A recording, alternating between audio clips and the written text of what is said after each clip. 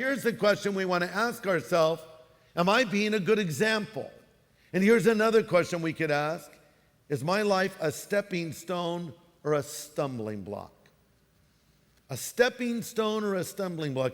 Are you helping people to come to Jesus through your example, or are you in effect driving them away? Listen, it's not an issue of whether or not you're an example. Everyone's an example.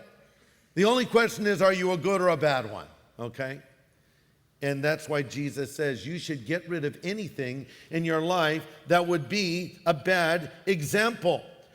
Referring back to what he said earlier in the Sermon on the Mount, our Lord tells us in verse 8, if your hand or your foot causes you to sin, cut it off and cast it from you. It's better to enter into life lame or maimed rather than having 2 hands or 2 feet and be cast into everlasting fire. So Jesus is saying, look, if there's anything in your life that would cause you to stumble, then deal with it, because if it could cause you to stumble, it could cause someone else to stumble as well.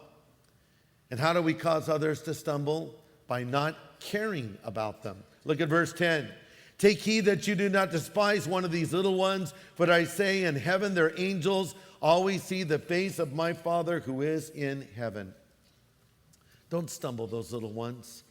Be a good example for your children. You know, I think of families today that will divorce, and they'll say, oh, don't worry about the kids. They're resilient. Oh, listen, that divorce will hurt them. Trust me, I know from personal experience, being the child of divorce, seeing my mom married and divorced 7 times.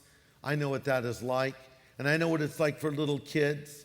And you are there to be an example to them, to be something they can emulate. And think about that with younger believers too. They are watching what you do, and sometimes we will take our so-called liberties and will flaunt them and cause younger believers to stumble in our faith. Paul tells us in Romans 14:21, it's neither good to eat, drink, or drink wine, or do anything by which your brother stumbles or offended or is made weak. You might say, well, that's their problem. Well, no, not really. It's your problem. It's our problem, because we don't live and die to ourselves. What we do affects other people. Be a good example. That's what Jesus is saying.